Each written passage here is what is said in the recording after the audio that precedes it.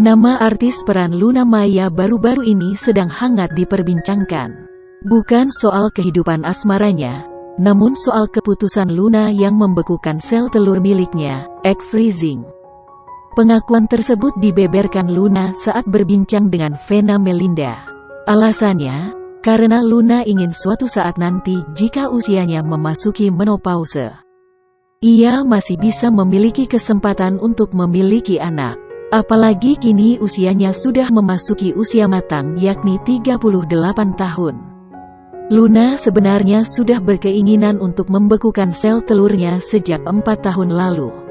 Ia mengira di Indonesia tidak ada fasilitas tersebut, namun ternyata bisa dilakukan di Jakarta.